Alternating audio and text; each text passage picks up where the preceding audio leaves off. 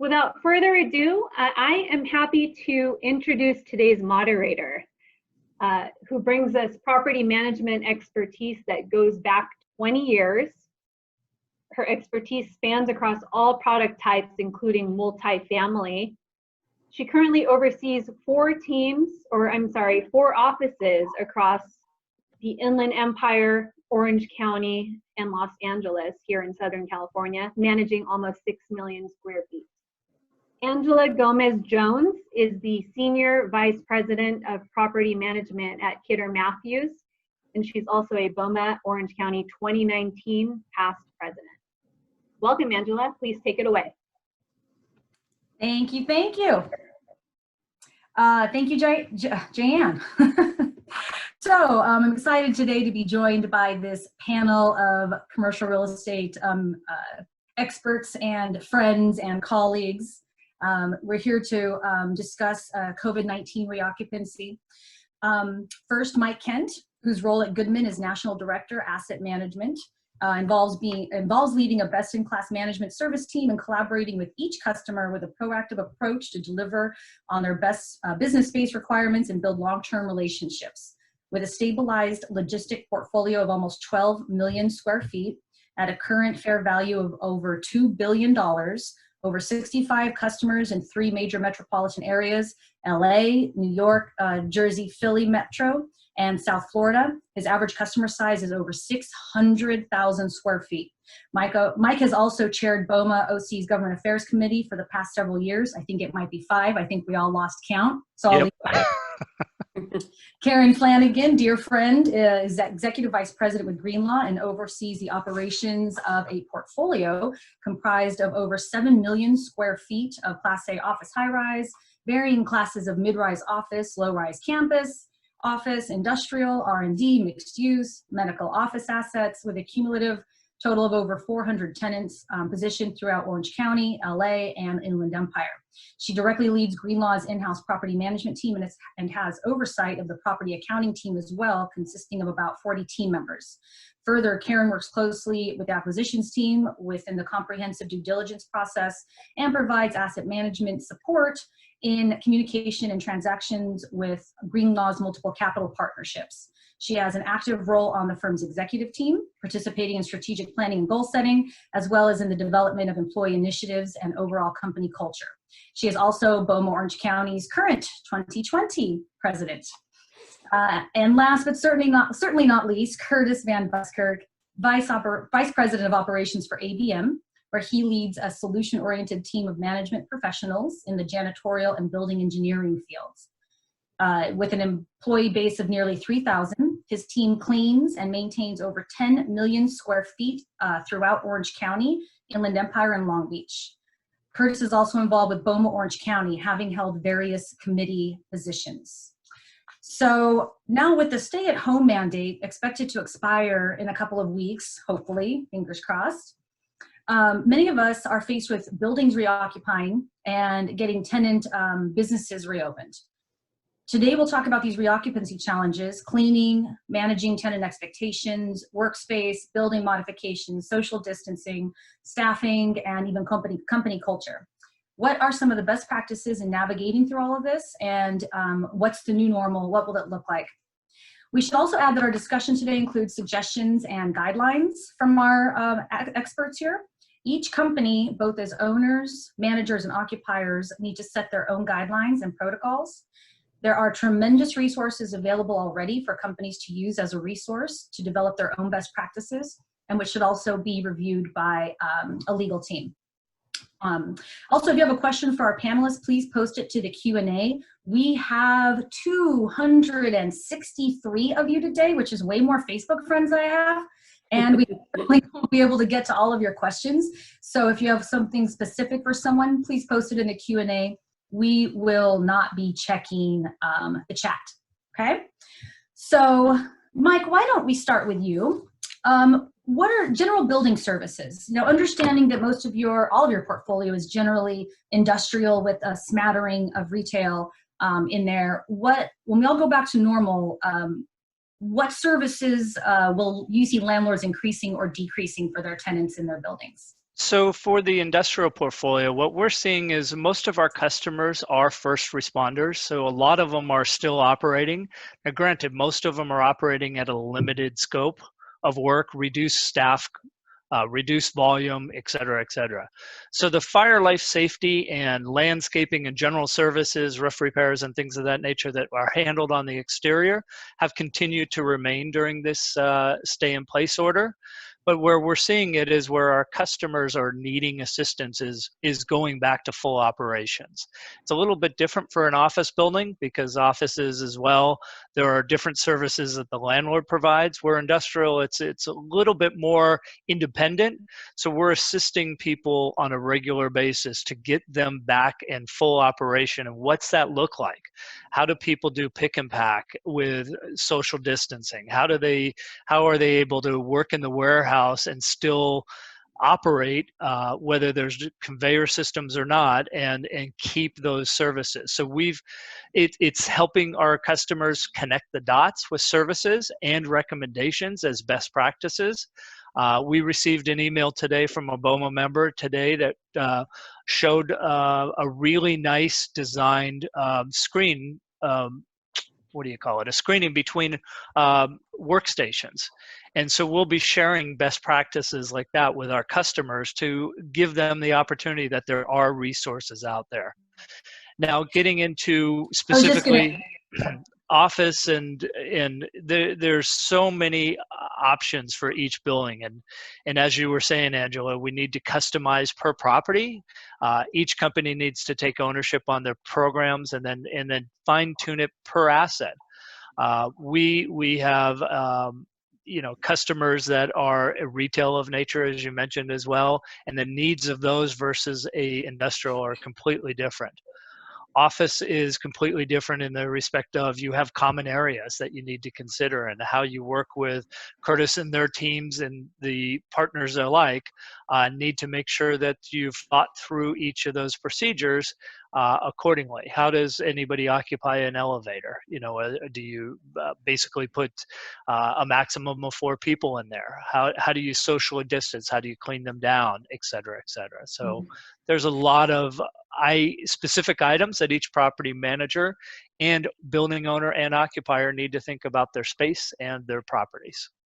And with Goodman being a Class A operator of industrial, do you envision, obviously, Goodman sharing those best practices with each property? Instead of saying, okay, Mr. Warehouse guy, you've got your building and, you're supposed to take care of it. It's going to be like, all right, here's some recommended best practices for you. And yeah, absolutely. So for the first couple weeks when the lockdown occurred, what we were seeing is the need for supply, basically for cleaning services. If they were going to continue to operate, how would they weren't really familiar.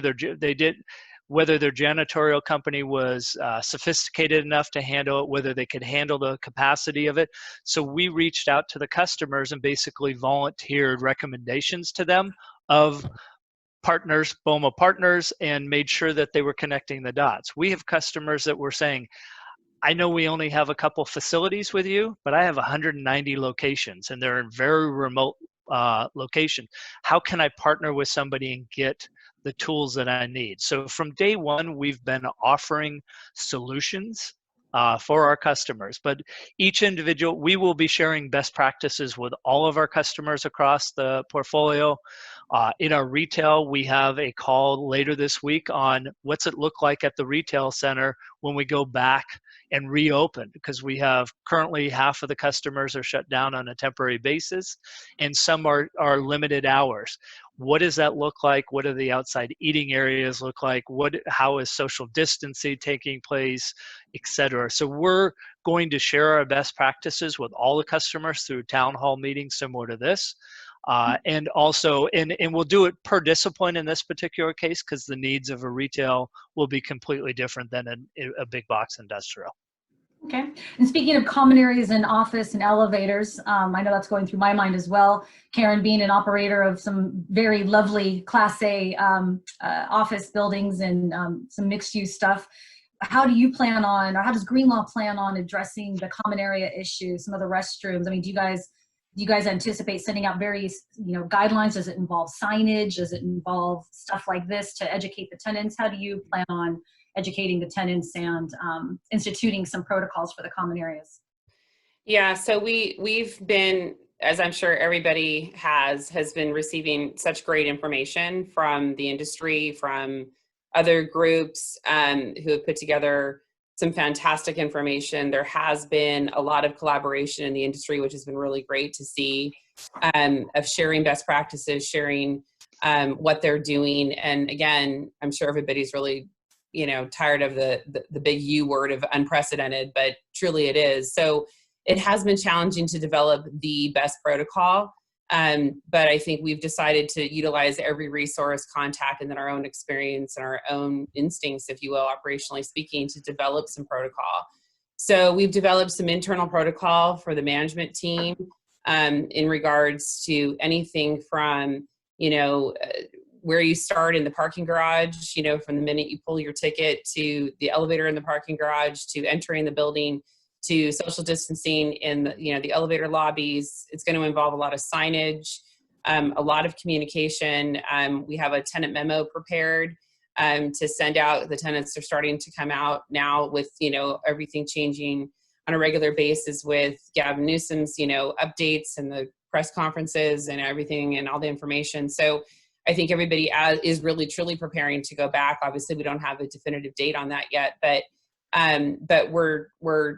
we're doing it's a lot of conversations. It's a lot of planning. It's a lot of, is this going to work? How logistically can we make this work? So yeah, you're going to see all the same practices that I think all landlords and managers are going to implement. Hand sanitizers in every high touch area, mail rooms, elevator lobbies, the main lobbies, restrooms. It's a lot of communication with both the property staff, with the tenants, tenant vendors that they have coming to the building, from, delivery employees to food drop-offs to all the logistics that you have to think through. So I think, we started a little higher in larger topics, and then we've gotten more granular as we've been developing a guideline, and then we're going to communicate all of that to our tenants, safely without, over giving too much information to the tenants where they start, being fearful of anything. It's more about, it's our responsibility effectively to safeguard the office buildings or the properties as much as we're able to. We can't mitigate, exposure. We can't completely eliminate it. We can't create a sterile environment for our tenants to return to, but we can do everything we can to support their safety. And that's the messaging that's going to go to the tenants, and also really high encouragement of them implementing their own practices with their employees. The same of, don't have employees come to work who aren't feeling well, really strategizing who needs to come back, who can maybe stay home longer, staggering back so you don't have, the stampede at the door coming back the second the order is lifted, which, there might be a lot of groups that are tempted to do that.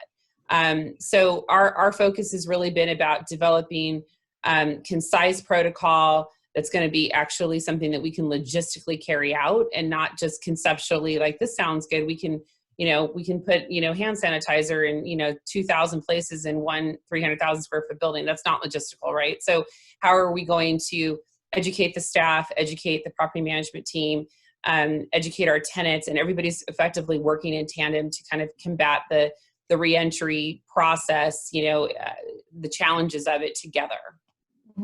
Okay. I should also make a note that these three are social distancing. They just happen to use the same background there, and I'm an odd man out.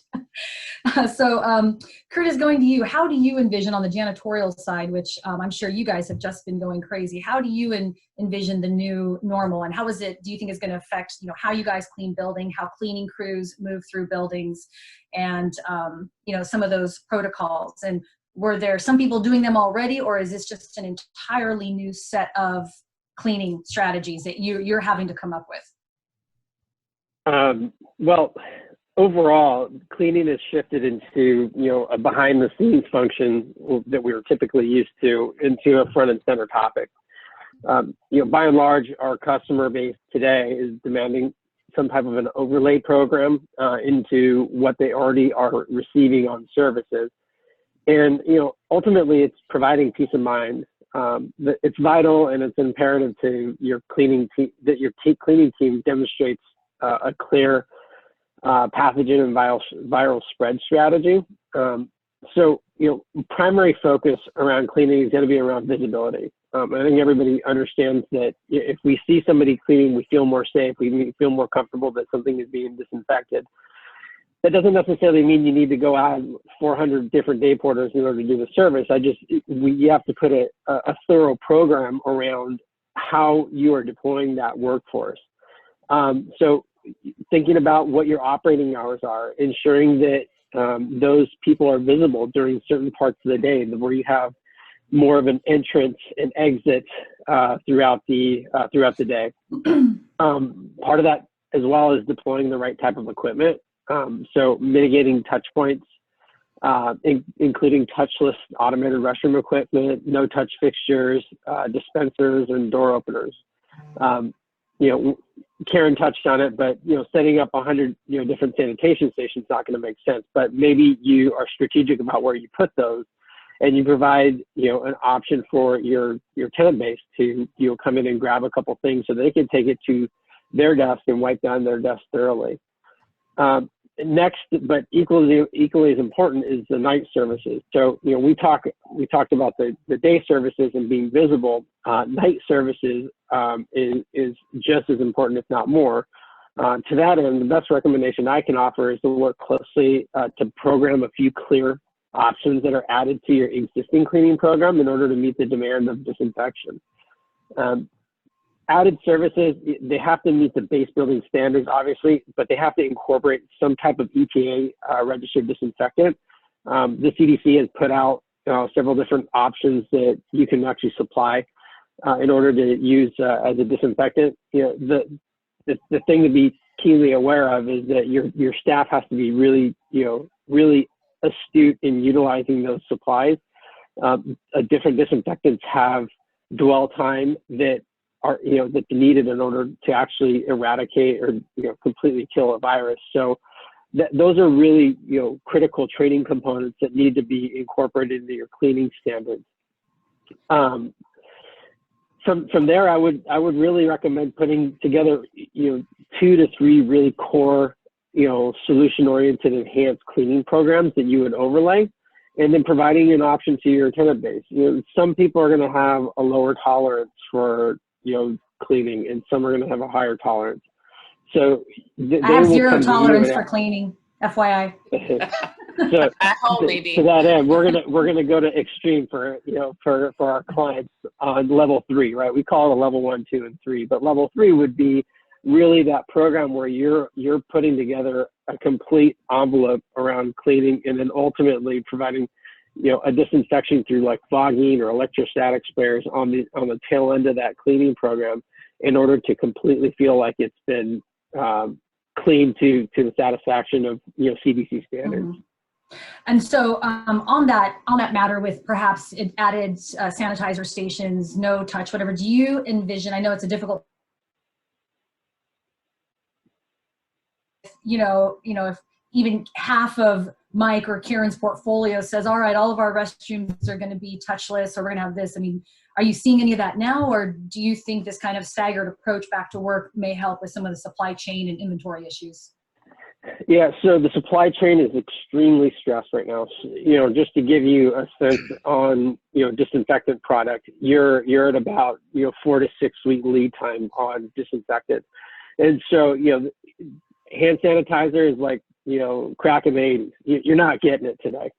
It's something that you absolutely have to make sure you are planning ahead for.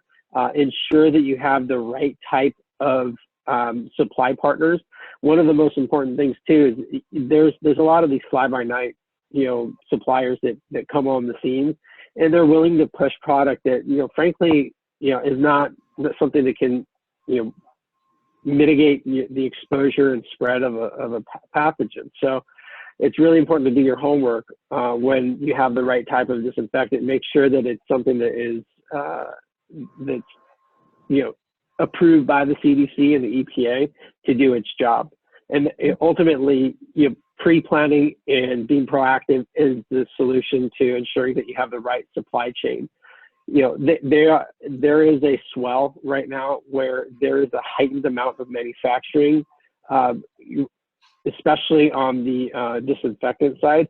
So I don't see that to be a problem in the future. I just think that it's going to be ultimately something we have to make sure we're planning ahead for.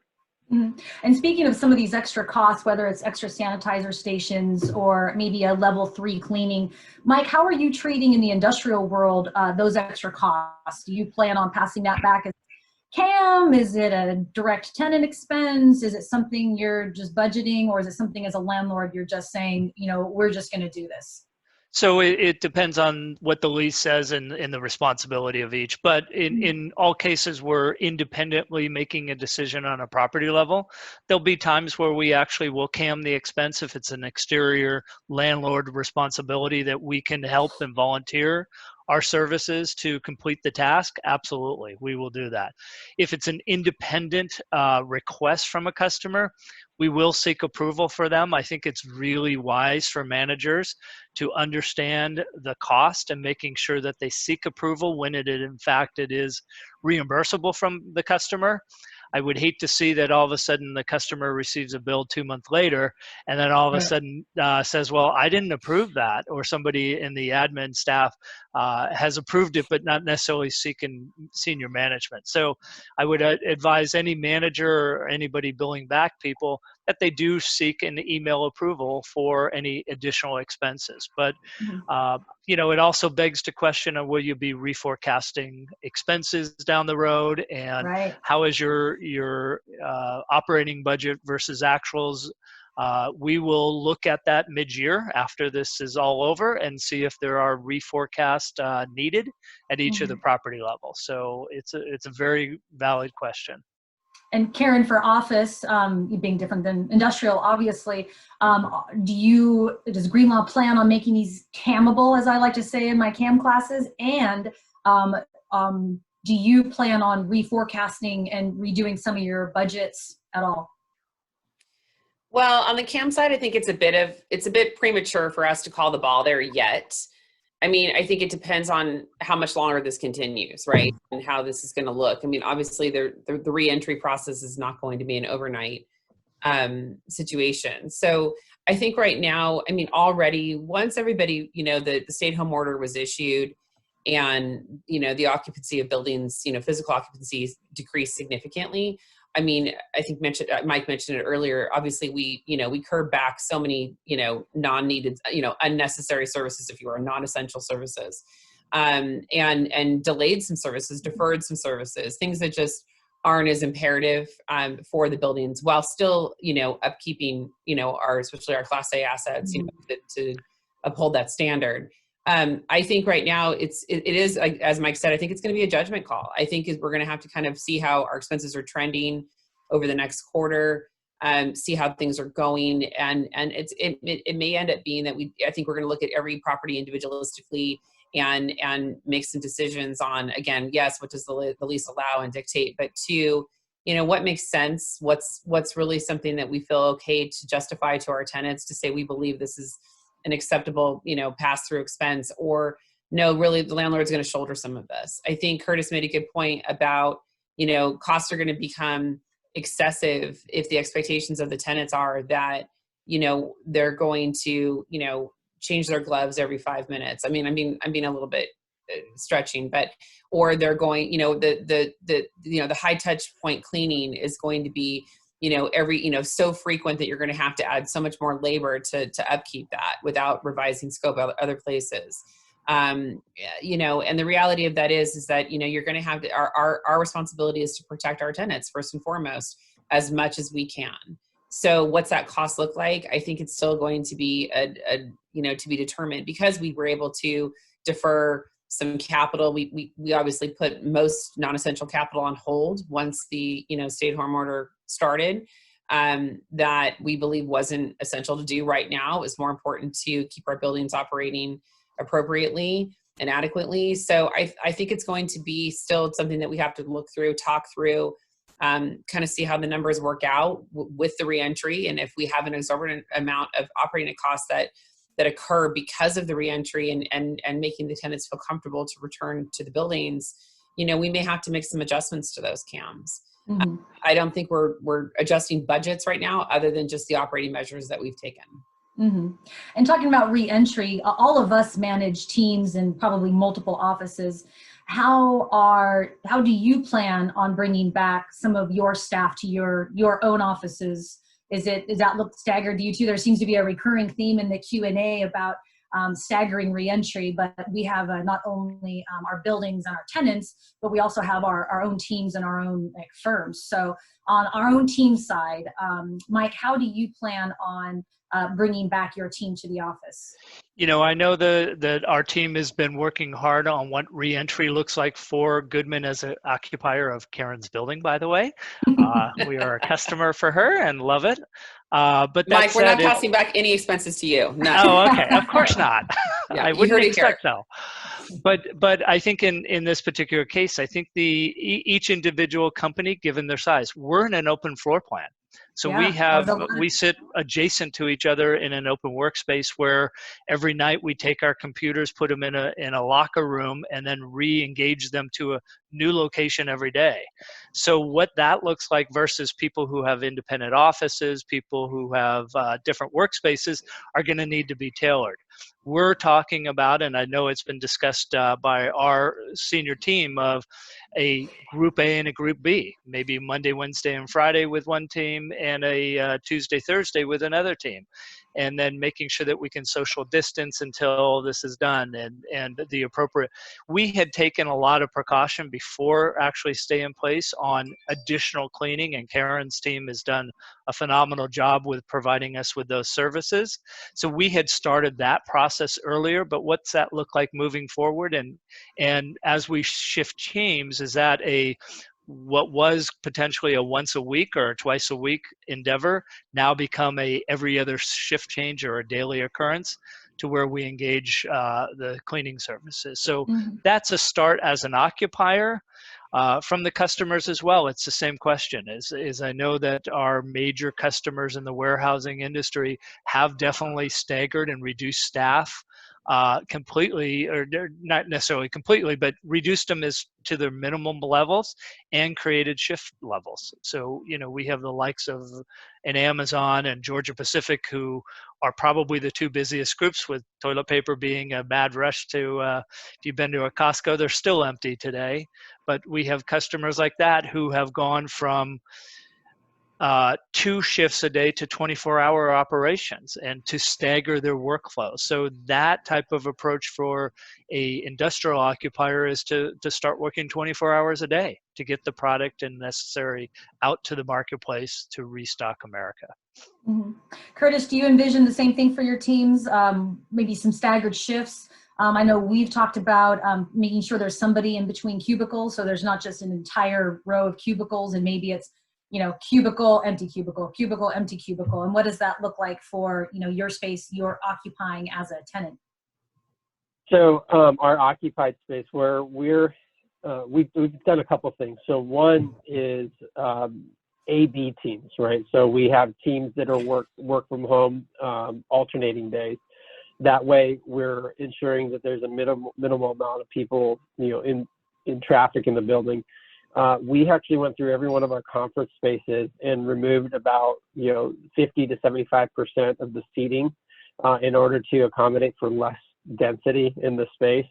And then are encouraging the use of Zoom and Microsoft Teams in order to have conversations.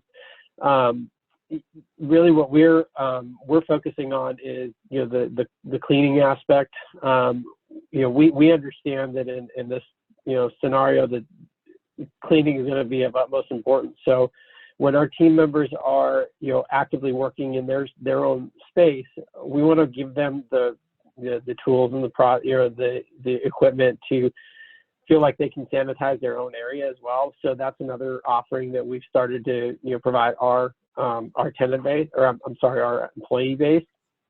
On the other side of that, you know, most of our team members, we live in this environment of cleaning today, and, you know, everybody is highly aware of what it takes what's clean is clean at the end of the day.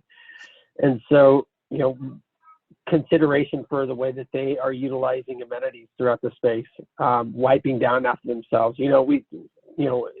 Those that go to the gym, wiping down the equipment after the fact is a courtesy, right? It's something that it's going to be mandatory for our team members in space. So if they're going to be using a space, wipe it down after the fact with some type of disinfectant wipe. Okay. And a recurring theme in the Q&A, Karen, for you specifically, because of your office portfolio and the amenities, I'm sure you've got all kinds of open seating and cafes and on and on. Do you think people will, are you going to enforce wearing masks in the common areas? Whether, on one side, a county or city could mandate it and on the other it doesn't, but are you going to have like a stand with masks there? Is there going to be signage that say you have to wear a mask? What are some of your plans for all of your common area amenities at your buildings? So right now, I think the plan as it sits right now, unless, the climate changes on this topic, is, any interior, in the initial reentry weeks, right, when we open the doors, if you will, our plan is to not open the interior common amenities, meaning like tenant lounges, with kitchens, conference facilities, gyms, just in the beginning. I think we'll eventually transition to try to find a way to, be able to utilize those by removing, seating and distancing, components and furniture apart, hand sanitizer wipes to wipe things down, things like that. If for the exterior amenities, if the furniture is movable, we're going to be moving things apart. We're going to be, trying to make it so social distancing is a bit easier. You bring up a good, word in that of enforce, right? So how do we enforce, right? It's not something we can quote unquote police. Are we going to revise the scope of our, our security to be, policing common areas and, the hallways and the exteriors of the buildings and the seating area and the smoking areas for any of the properties that still have them? What does that look like? Are we going to have our lobby ambassadors, say to people, you're not standing 6 feet apart, right? And you're not wearing a mask, right? So, or someone else asked about taking temperatures. Is your lobby right? When you exactly, walk and into there are risks, there's liabilities. Welcome. Our stance is going to be: we're not planning. We're not going to require masks. We're going to encourage use of masks. Especially during the initial time of return. And back to that, we're really going to encourage tenants to educate their employees to do the same. Wear the masks, you wash your hands, use your hand sanitizer. Don't come back to the office if you're not feeling well. If you can still work from home right now, try to work from home if it works, logistically speaking. But I think it's going to be really challenging. And I think that's a conversation happening throughout the industry, is especially the temperature takes is do you do it? Do you not do it? How do you do it? The first time that, you have an executive of one of your top tenants being refused to come in the building because maybe he jogged up the sidewalk into the entrance and his degree is one temperature higher. How do you get in there? And then our security, is going to say, sorry, you have to, go splash some water on your face and come back and retake it. Right. So I think there's a lot of, how do you work through those challenges? I think maybe for medical office and, more, high risk, if you will, locations, maybe the temperature taking makes sense. I know that a number of tenants will likely purchase those temperature taking, guns, if you will, and maybe require that of their employees. Some will, some won't. I know a lot of companies, Greenlaw included, we've done a lot of consultation with our HR experts and attorneys and asked for advice on how do we, reenter our specific Greenlaw employees safely. Do we have to require that they take their temperature at the door? How accurate are those temperature takers? How are we going to really plan and execute something to that on a regular basis? So I think right now we are not intending to take temperatures as people walk in the door. Rather are going to focus more on the other safeguarding measures and of the signage and the social distancing and encouragement of the tenants and their employees to do what they need to do to protect themselves. Mm-hmm. I'd like to add a little bit on there too, is I think it's really prudent and almost should be mandatory for any of the management team to always, when they're in common area spaces and any of their support teams, always wear a mask. It's Right. difficult to enforce it when they see a manager or somebody on the staff to walking around a property without a mask on. I would also encourage managers to have readily available excess masks with them so that they can pass them out at will, and just say, you know, if you'd like, I have an extra mask. Would you like to wear one? Volunteer it to a customer. I know I've been showing space at some of our properties to potential customers, and remember, leasing is still in the forefront of all of our minds, that we need to continue to have occupiers to our buildings to collect income. That's what BOMA is all about, and our management teams are all about. But when I saw some at Ace Hardware, I grabbed a bag of them, of 10, 15 of them, and I threw them in my car. And shocking enough is when I have people come up to tour a property, they've showed up without mask, and I've been able to provide them. And granted, everybody has taken them, but have been able to offer them up as a tool to just say, hey, let's be all safe. Let's make sure we're following the CDC guidelines and making sure that we're all properly safe. Mike, I agree. I agree with that. And I think, Green Law, we're having masks made for all of our employees. Are they logoed? What? Are they logoed? They might be. They might be. It's a branding opportunity. I mean, they're not going to have neon. They're not going to have LED lights on them or anything weird. I mean, let's keep it professional. But I agree with that, Mike. And I think and Angela, to your point, if the cities mandate in certain cities that you have to wear them in any commercial space, then yeah, we're obviously going to follow those directives, and then it will be required. Then we will change gears on that. But again, I think all of the property staff, engineers, porters, security guards, all of them will wear masks, and management staff will wear masks, and it will, lead by example, if you will. Mm-hmm. And good point, Mike, because that question came up in the Q&A as how this has changed touring buildings. Are you asking potential customers to say, can you limit your tour to 2? Can you bring a mask? Or is it kind of business as usual, but we as managers are the prepared people, right? We have the wipes, the sanitizer, the masks. We do the tour as normal, or have you seen a fundamental? We've seen them conducted as normal. I mean, most people show up with all the necessary people that would normally tour. We're not limiting or have not limited the number of people. I don't know. I think that social distancing and with facial mask and things of this nature, you can still be safe touring, whether it's an office building, a retail space or not. It's definitely achievable. And so we've continued to just follow suit with it, with our guidelines, with the national guidelines. Okay. And going back to our service partners, we've had a few questions come up about, is it on us as managers to make sure that our janitorial company is following, CDC guidelines or this guideline? I mean, when we talked about some of the fly-by-night suppliers and all that, but Curtis, generally are for the most part, janitorial companies have access to this kind of training. They understand where they need to find the info to be able to deliver. Is that something that is it special training, or is it just another level of what you guys have already been doing? There is the specialized training that's incorporated into how our employees are moving throughout space and cleaning. I wanted to touch real quickly on the PPE. Gloves, masks are all supply lines that are strained. And so one of the first things that we needed to do as an organization is ensure that we had an ample amount for our workforce, ensuring that they had the right amount of gloves to use through single tenant spaces. What we didn't want to do is have any possibility of cross contamination.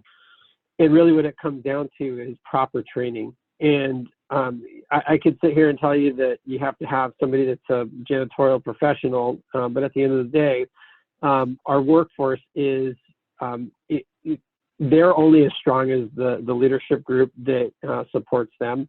And so the right training materials, the right information coming out of the CDC, ensuring that we are using the right disinfectants the right way. To my point earlier, we have to read up, and ensure that we're deploying those products correctly. Even electrostatic sprayers, those there's some of them that if you don't put the right solution amount into, the vessel, you're not going to get the disinfectant properties intended for the use of an electrostatic sprayer or a fogger. So those are all pieces that are written in policy for us and procedure for us. And I would encourage any owner and manager to really, you don't necessarily need to be the janitorial expert, but you need to know enough to ask the right questions. What's the disinfectant you're using? How have you been training your staff on it? What are they doing to deploy that disinfectant, and ensuring that they're using the right PPE? PPE is so critical right now for the workforce as well. Some of these disinfectants are really agitating to get on your skin, and so they have to make sure that they're using the right type of glove. Whether it's a 4 mil, 5 mil glove, they have to make sure that they have the right type of PPE in place. Utilizing something of microfibers, right? I would say that using reusable microfibers is a little bit of a thing of the past now. We have to have a single wipe towel that you're using, so you're not cross-contaminating desks. Sounds exciting. Very exciting. I wish I could have a whole ABM crew come over to my house with 3 kids home all day, every day, as I'm sure you do too, Karen. A couple questions. What, Mike? That wasn't me. Okay. Question for you, Mike. A question has come up a couple times. And we do not have an HVAC vendor expert on the panel right now, but are there anything differently you're going to be doing for your buildings on the HVAC side? Filters or changes or servicing or anything? Which is a good recommendation. In most of our cases, the customers actually maintain the air conditioning systems. But in that particular case, we will be encouraging them to change filters instead of quarterly on a regular basis, meaning either monthly or even bi-monthly, to make sure that they have proper filters, that they have higher quality of filters, to make sure that the air and the pure air that's being recirculated into the area is appropriately as it can be clean. So yes, that's one of the best practices out there. Okay. How about you, Good Karen? question. Yeah, same, Angela. We are upgrading filters to the MERV 13, the high grade filters. We are increasing circulation, of fresh outdoor air into the system to maximize it as far as we can. We've had a number of tenants request information about the HVAC system. Some tenants don't even know how the building HVAC system works, which is understandable, and they're concerned. And there's some misinformation about how it works also, that, how it circulates and how it distributes per floor and per tenant suite. So some managers are having to walk tenants through how the HVAC system works. So they're not fearful of that. It's not necessarily the same as an airplane, right? That's, questions that people really do ask. So back to the tenant communication and tenant education about the HVAC system and, what we're doing to make it as safe as possible. And again, back the filter changes more frequently, strong maintenance protocol to continue, if not expand, and really keep the engineering teams really mindful of that, so the tenants feel comfortable. Mm-hmm. And switching gears a little bit, we're all talking about the technical aspects of it and microfiber towels and on and on. Questions popped up quite a bit, and I've wondered it myself. I had pulled a statistic here. Considering 56% of companies worldwide already allow remote work to varying degrees, and we all know, how we've been doing the last 2 months with that. Do we think the remote work will become the norm permanently? I mean, do we think it's going to be this like reactionary rebound, or people are going to have this staggered thing? Or do we really think that this staggered, group A goes into the office Monday, Wednesday, Friday, group B's Tuesday, Thursday? Do we really think that kind of this work from home and thing will be more permanent, Mike? Yeah, I mean, I think it's a great question. Until a vaccine is created, I'm not sure what the new norm is going to look like, or what we can anticipate that to be. I would hope that we would eventually go back to what we consider our past normal, and that this is in no way near. I'm not a big fan of the new normal because I don't like this as being normal at all. I want to go back to the way we were and go out and have dinner and sit next to people and enjoy their company. So I hope that that isn't our new norm. But I think in the interim, we will have, until a vaccine is, staggering workforce, and I think people will make adjustment. I think it's really important as well that managers understand that you are the face of the company right now, and that real estate decisions will be made on renewals and future expansions in your office properties or industrial properties now, and that people will have memories of what the experience was like during this time. Our managers across the globe in BOMA and IRM and ICSC are phenomenal experts. I know they're rising to this occasion and working harder than they've ever worked. So No pressure. I know I carry the flag that they're going to do the responsible thing and how they treat people. But I think it's going to change temporarily. I think in a office space like ours, there'll be, and this is speaking as Goodman and as an employee at Goodman, I think the hotel kind of concept and the open space concepts will be rethought. Whether this is a permanent fixture or not, I mean, sharing where we walk in every day and pick a new location, I think is going to be temporarily out of the question, because I think people will have comfort level in wanting to know where they sit, that they sat there yesterday or the last time they were in the office, and that it's them or one other person sharing that workspace. I think the hoteling will be a little bit different. Do you guys plan on installing guards, or, like, say there's one big table, more than one person can sit there, and maybe you don't need the space if you have staggered teams, but we will have staggered teams. Okay. And as I mentioned today, somebody shared with us, one of our BOMA vendors shared with us, guards between, which were plexiglass guards between each station, which gives us the ability to potentially increase capacity if we had to, and people were feeling comfortable and we had to bring more people at work. It gives us the flexibility. So I think that will be an endeavor that we should look at, and most companies should. Today we're staggering. We plan to stagger when and if we go back. I think the approach is going to be staggering teams and staggering desks. Okay. And Karen, what do you envision? I mean, you oversee 40 people in a lot of different groups, and some of them are segmented in terms of, working on specific properties and all that. Besides, staggering the workforce back in and having to coordinate all of that with who works with whom and all that, do you think that that remote work will probably be a lot more permanent than we ever thought it would be in the past, when we all just assumed we would, go to the office every single day and work our 8 to 10 hours and, I echo what Mike said. I mean, I do agree that the open concept, at least temporarily, is going to be something that people are not going to be fond of. And, we were talking about, even on a TI standpoint, ask that, is it going to be back to building a lot of interior offices, right? And all that open space may be a thing that people don't want anymore.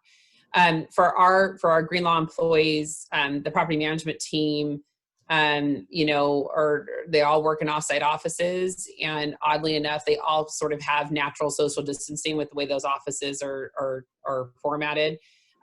Just because, it's, how property management offices work on site, and they get leased and they move, and you typically have one person kind of sitting in the front kind of reception type area of the office. And then you've got, managers, assistant managers in back offices. And so, or they're all three in offices. So the property management staff physically should be, good to go. In the Green Law corporate office, we have a space where our asset managers and acquisition and deal guys sit. We call it the jungle. And the jungle is not going to be very popular, I think, going back initially. And they will have to either, separate themselves or, kind of stagger spaces as well. They have been talking about those plexiglass, dividers as well, along with the masks. If somebody is coming in that's sitting, 5 feet from you and not 6 or 7 or 10, they have to wear their masks, things like that. I really think that, something to talk about with employees and how they feel coming back. Talking a lot with my managers, we've had a lot of phone calls, a lot of touch bases, a lot of meetings, a lot of Zoom.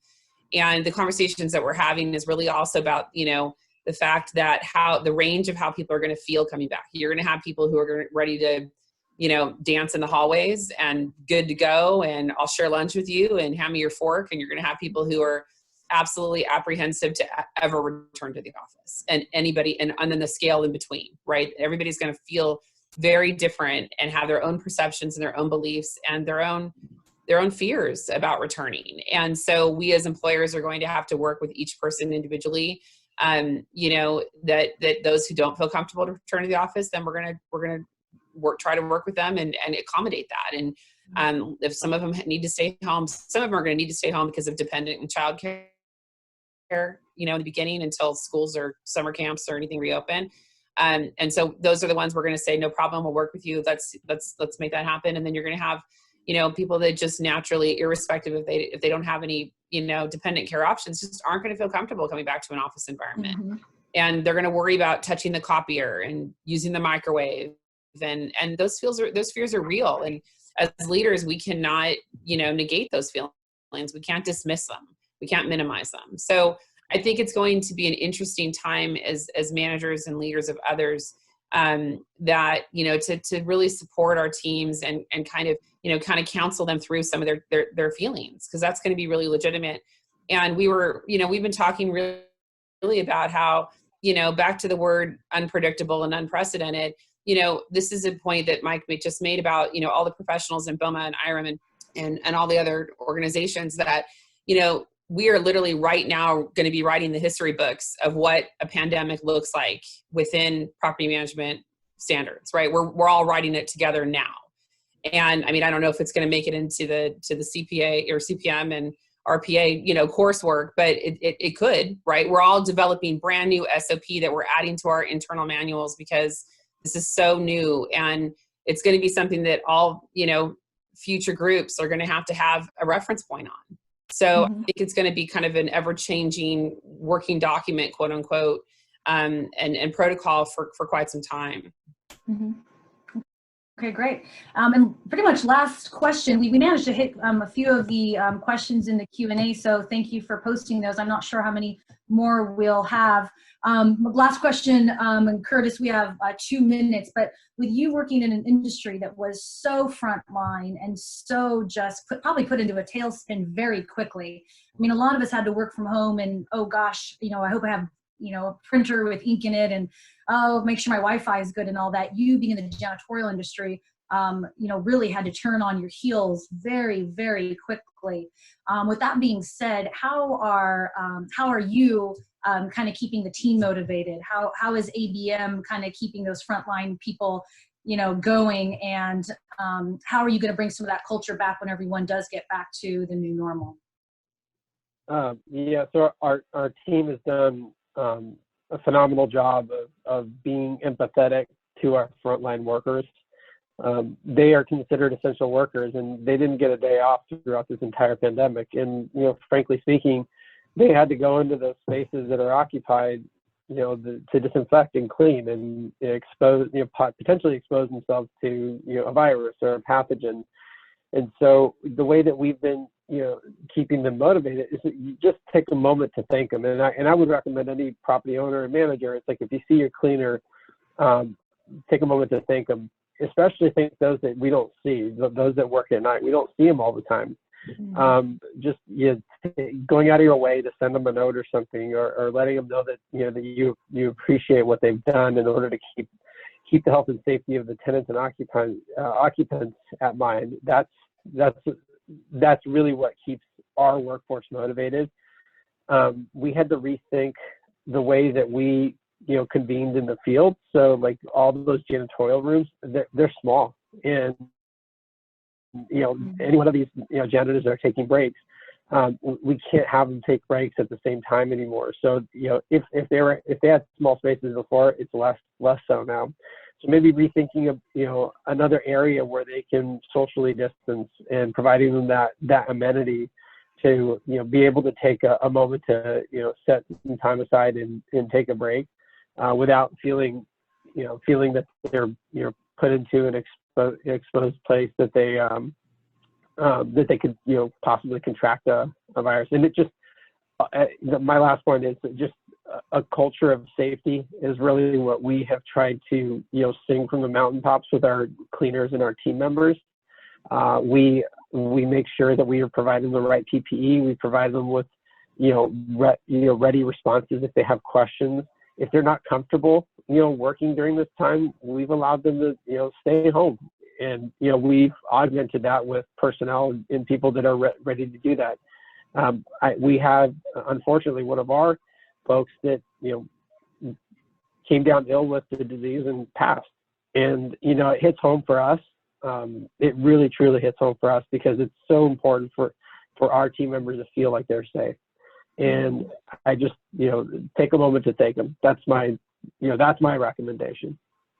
Okay, got it. Thank you. Well, we're almost out of time, but a couple questions came up about where some of the BOMA resources are. I believe Jayanne will come back and wrap this up, and she has a slide with the site on that. BOMA International has a great website with some resource pages. BOMA OC has some links to some of those pages. I hope you guys all got something from this and takeaways so that you can go back and formulate your own plans and keep some of the things in mind when we're bringing back our own teams, our own tenants. And I will give it back to Jayanne, hopefully with no technical difficulties. Thank you, Angela. An enormous thank you to our speakers, Angela, Mike, Karen, and Curtis, for sharing your time and expertise today. Certainly a lot of beneficial information was delivered. And thank you for being a part of our first virtual town hall during COVID-19 times. To our attendees, we hope that you have found today's information to be valuable and resourceful. On the screen is the BOMA resource page listing BOMA International's coronavirus information page, BOMA OC's website, and should you have any further questions or want to learn more about how to get involved with BOMA Orange County, feel free to contact Kristen and Gina, whose contact information is on your screen. And again, thank you to all of our sponsors, and thank you to all of our speakers, all of you on the call today. Thanks for joining. We hope you enjoy the rest of your day and stay safe, everyone. Bye-bye. Bye-bye. Thank you. Everybody. Bye. Thanks. Thank you.